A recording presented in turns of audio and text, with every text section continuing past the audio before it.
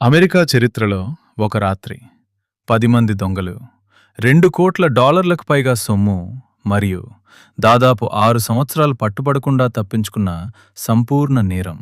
ఇది కేవలం దోపిడీ కాదు, ఇది ప్లాన్, పేషెన్స్ మరియు బ్యాట్రేయల్ యొక్క అద్భుతమైన కథ. స్వాగతం మళ్ళీ మన సిద్ధు స్టోరీస్ ఛానల్కి. నేటి వీడియోలో మనం మాట్లాడబోయేది ద గ్రేట్ బ్రింక్స్ రాబరీ, అమెరికా చరిత్రలో అప్పటి వరకు జరిగిన అతిపెద్ద దోపిడీ. మొదటగా మనం బ్రింక్స్ గురించి అర్థం చేసుకోవాలి. బ్రింక్స్ అనేది అమెరికాలో అత్యంత నమ్మకమైన సెక్యూరిటీ కంపెనీ. బ్యాంకుల డబ్బు, సెక్యూరిటీస్ మరియు విలువైన వస్తువులను భద్రంగా రవాణా చేసే పని వీళ్ళది. 1950 దశకంలో అమెరికాలో రెండవ ప్రపంచ యుద్ధం అయిపోయి ఆర్థిక వ్యవస్థ మళ్లీ పుంజుకుంటోంది. బాస్టన్ నగరంలో బ్రింక్స్ కంపెనీ యొక్క వేర్హౌస్, అది నగరంలో అత్యంత సురక్షితమైన స్థలంగా పిలువబడేది. కానీ ఒక మనిషికి ఈ సెక్యూరిటీ అన్నది కేవలం ఒక సవాలుగా కనిపించింది. ఆ మనిషి పేరు యాంథోనీ ఫ్యాట్స్ పీనో. యాంథోనీ పీనో పుట్టుకతోనే మేరగాడని చెప్పొచ్చు. చిన్నప్పటి నుండే దొంగతనాలు, మోసాలు ఇవే అతని జీవితం. కానీ పీనో మామూలు దొంగ కాదు. అతనికి ఒక ప్రత్యేక నైపుణ్యం ఉంది: ప్లానింగ్. 1947లో అతను మొదటిసారి బ్రింక్స్ గురించి ఆలోచించాడు. బాస్టన్లోని ఫెడరల్ స్ట్రీట్లో బ్రింక్స్ అప్పుడు ఉండేది. అతను తన పాత మిత్రుడు జోసెఫ్ స్పెక్స్ ఓకీఫ్ దగ్గరికి వెళ్ళి చెప్పాడు, ఈ స్కోర్లో నువ్వుంటావా? ఓకీఫ్ వెంటనే ఒప్పుకున్నాడు. అయితే 1948లో ఒక సమస్య వచ్చింది. బ్రింక్స్ కొత్త బిల్డింగ్కి మారింది, ప్రిన్స్ స్ట్రీట్, బాస్టన్ యొక్క నార్త్ ఎండ్లో. పీనో నిరాశపడలేదు, మళ్లీ ప్లానింగ్ మొదలుపెట్టాడు. ఇక్కడి నుండి మొదలవుతుంది ఈ నేరంలో అత్యంత ఆసక్తికరమైన భాగం. పీనో మరియు అతని టీం దాదాపు 18 నెలలు బ్రింక్స్ బిల్డింగ్ని పర్యవేక్షించారు. ప్రతిరోజు, ప్రతి రాత్రి వాళ్లు ప్రిన్స్ స్ట్రీట్ మరియు స్నోహిల్ స్ట్రీట్ మీద ఉన్న బిల్డింగ్లపైన నిలబడి బైనాక్యులర్స్తో గార్డుల కదలికలను గమనించేవారు. ఏ సమయంలో ఎంతమంది గార్డులుంటారు, వాల్ట్ ఎప్పుడు తెరుస్తారు, ఎంత సొమ్ము ఏ రోజొస్తుంది, ఇవన్నీ వాళ్ళు నోట్ చేసుకుంటూ వెళ్లారు. కానీ అంతటితో ఆగలేదు. అలాం సిస్టమ్ గురించి తెలుసుకోవడానికి పీనో మరియు ఓకీఫ్ నేరుగా బాస్టన్లో ఉన్న అలాం కంపెనీ హెడ్ క్వార్టర్స్లోకి చొరబడ్డారు. అక్కడ బ్రింక్స్కి సంబంధించిన సెక్యూరిటీ డాక్యుమెంట్లను కాపీ చేసుకుని తిరిగి అదే స్థానంలో పెట్టేశారు, ఎవ్వరికీ తెలియకుండా. అంతేకాదు, వాళ్లు బ్రింక్స్ బిల్డింగ్లోకి దోపిడీకి ముందే అనేకసార్లు చొరబడ్డారు, కేవలం లాక్ మెకానిజమ్స్ అర్థం చేసుకోవడానికి. మెల్లగా మెల్లగా వాళ్లు 5 లాక్స్కి డూప్లికేట్ కీస్ తయారు చేయగలిగారు. ఇది నేరం కాదు, ఇది ఇంజనీరింగ్. ఈ రాబరీ కోసం పీనో మొత్తం 11 మందిని రిక్రూట్ చేశాడు. వీళ్ళందరూ బాస్టన్ అండర్వరల్డ్ నుండి వచ్చిన అనుభవజ్ఞులైన నేరగాళ్లు. వీళ్ళలో జోసెఫ్ స్పెక్స్ ఓకీఫ్, పీనో యొక్క నమ్మకమైన మిత్రుడు, ప్లానింగ్లో కీలక పాత్ర వహించాడు. స్టాన్లే గసియోరా, ఓకీఫ్ యొక్క జల్చిన్ స్నేహితుడు, ప్రతి రాబరీలో కలిసుండేవాడు. జోసెఫ్ మెక్గినెస్, బాస్టన్ అండర్వరల్డ్లో అత్యంత ప్రభావశాలి వ్యక్తి. Henry Baker, Michael Geagan, Thomas Faherty, Adolph Maffie, Joseph Richardson, Vincent Costa మిగతా టీం మెంబర్లు. వీళ్ళందరికీ ఒక నియమం విధించబడింది: రాబరీ అయిన తర్వాత 6 సంవత్సరాలు తలదాచుకోవాలి, డబ్బు ముట్టుకోకూడదు. స్టాచ్యూట్ ఆఫ్ లిమిటేషన్స్ ఎక్స్పైర్ అయిన తర్వాతే స్వేచ్ఛగా బతకొచ్చు. ఆ ప్లాన్ పర్ఫెక్ట్గా ఉంది. ఒక్క తప్పు జరగకపోతే. తేదీ జనవరి 17, 1950. స్థలం ప్రిన్స్ స్ట్రీట్, బాస్టన్, మ్యాసచ్యూసెట్స్. రాత్రి చలిగా ఉంది. బాస్టన్ నగరం తన రోజువారీ జీవితంలో నిమగ్నమై ఉంది. కాని ఒక చీకటి మూలలో 11 మంది మనుషులు తమ నిర్ణయించిన చరిత్రను రాయడానికి సిద్ధమవుతున్నారు. వాళ్ల వేషం చూస్తే navy blue pea coat, chauffeur cap, rubber Captain Marvel, Halloween mask మరియు రబ్బర్ సోల్ షూస్, అడుగుల శబ్దం రాకుండా ఉండటానికి. వారి చేతుల్లో పెద్ద క్యాన్వస్ బ్యాగ్స్, రోప్, టేప్ మరియు 0.38 క్యాలిబర్ రివాల్వర్లు. సాయంత్రం 7 గంటల 10 నిమిషాలకి విన్సెంట్ కాస్టా పక్కనున్న బిల్డింగ్ పైన నుండి సిగ్నల్ ఇచ్చాడు. 10 మందిలో 7 మంది బ్రింక్స్ బిల్డింగ్లోకి వెళ్లారు: ఓకీఫ్, గుసియోరా, బేకర్, మ్యాఫీ, గీగన్, ఫెహటీ, రిచర్డ్సన్. పీనో మరియు మెగ్గినెస్ గెటవే కార్లో వేచున్నారు. డూప్లికేట్ కీస్తో ఒక్కో తలుపు తెరుచుకుంటూ వెళ్లారు. 5 లాక్లు, ఒక్కొక్కటి మౌనంగా తెరుచుకుంటూ. వాల్ట్ రూమ్లో 5 మంది బ్రింక్స్ ఎంప్లాయీస్ పనిచేస్తున్నారు. ఒక్క క్షణంలో వాళ్లు షాక్ అయిపోయారు. ముసుగులు వేసుకున్న 7 మంది వాళ్ల ముందు నిలబడ్డారు. ఎంప్లాయీస్ని రోప్తో కట్టేశారు, నోళ్లకు టేప్ అంటించారు. ఆ తర్వాత 20 నిమిషాలు. ఇప్పుడు హఠాత్తుగా బజర్ మోగింది. ఒక గరాజ్ అటెండెంట్ రాల్ట్ ఏరియాలోకి రావాలని బజర్ నొక్కాడు. టీంలో 2 మంది తలుపువై పరిగెత్తారు, కానీ అదృష్టం వారికి అనుకూలించింది. ఆ అటెండెంట్ కారణం తెలియకుండానే వెనక్కెళ్ళిపోయాడు.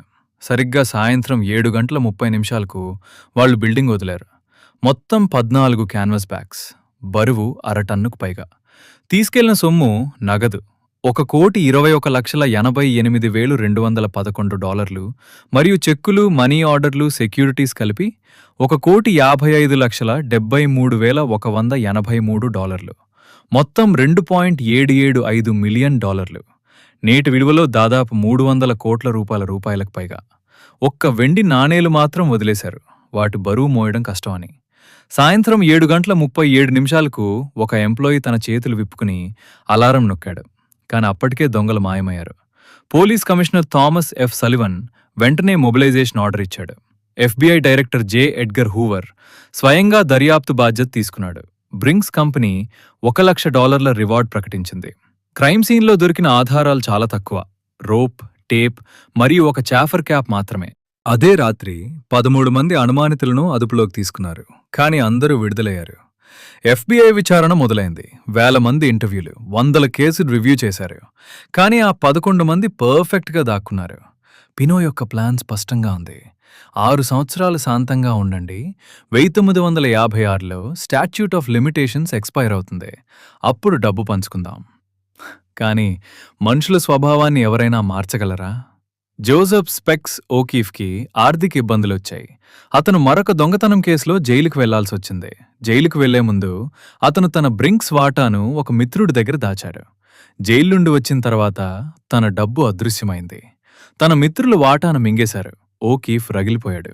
అతను తన గ్యాంగ్ మెంబర్లకు లెటర్లు రాశాడు, నా వాటా ఇవ్వండి, లేదంటే నేను FBIతో మాట్లాడతాను అని. గ్యాంగ్ భయపడింది. వాళ్ళు ఒక హిట్ మ్యాన్ని ఓకీఫ్ని చంపడానికి పంపారు. కానీ ఆ హిట్ మ్యాన్ మిస్ అయ్యాడు. ఓకీఫ్ తీవ్రంగా గాయపడ్డాడు, కానీ బతికాడు. ఆ క్షణంలో ఓకీఫ్ తన జీవితంలో అత్యంత కీలకమైన నిర్ణయం తీసుకున్నాడు.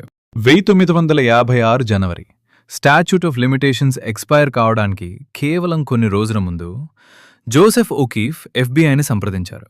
అతను తన నోటుతో చెప్పాడు, రాబరీ జరిగిన రోజు నుండి అన్నీ వివరంగా. ప్రతి వివరం కన్ఫర్మ్ చేయడానికి FBI ఆఫీసర్లు రాత్రిపూట పనిచేశారు. 1956 జనవరి 16ను స్టాచ్యూట్ ఆఫ్ లిమిటేషన్స్ ఎక్స్పైర్ కావడానికి ఒక రోజు ముందు పోలీసులు గ్యాంగ్ మెంబర్లను అరెస్ట్ చేశారు. 11 మందిలో 8 మంది జీవిత కారాగారం పొందారు. 2 మంది ట్రయల్కు ముందే మరణించారు. ఓకీఫ్ FBIతో డీల్ వల్ల తక్కువ శిక్ష పొందాడు.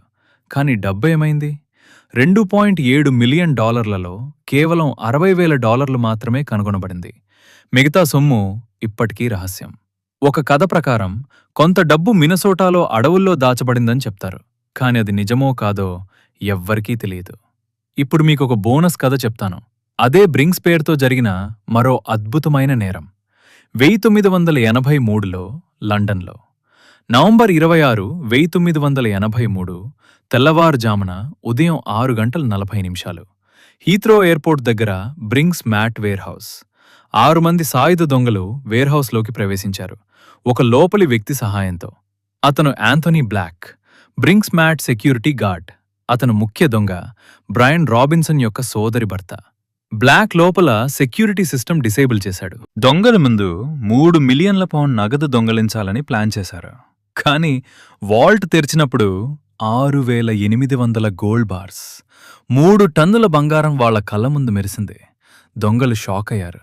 వాళ్ళు సెక్యూరిటీ గార్డ్స్పై పెట్రోల్ పోశారు మరియు అగ్గి వెలిగించే బెదిరింపిచ్చారు, వాల్ట్ కాంబినేషన్స్ చెప్పమని. మొత్తం విలువ £26 మిలియన్, నేటి విలువలో దాదాపు 9,500 కోట్ల రూపాయలు. వెళ్లేటప్పుడు ఒక దొంగ గార్డ్స్కి మెరీ క్రిస్మస్ చెప్పాడు. తర్వాత మ్యాకవాయ్ మరియు రాబిన్సన్ అరెస్ట్ చేసి 25 సంవత్సరాల జైలు శిక్ష విధించారు. కెనెత్ నాయ్కి 14 సంవత్సరాలు, యాంథనీ బ్లాక్కి 6 సంవత్సరాలు. మిగతా 4 మంది దొంగలు ఇప్పటికీ అరెస్ట్ కాలేదు. బంగారంలో సగం ఇప్పటికీ కనుగొనబడలేదు. BBC ప్రకారం 1983 తర్వాత యూకేలో కొన్న బంగారు ఆభరణాలలో బ్రింక్స్ మ్యాట్ బంగారం ఉండే అవకాశం ఉంది.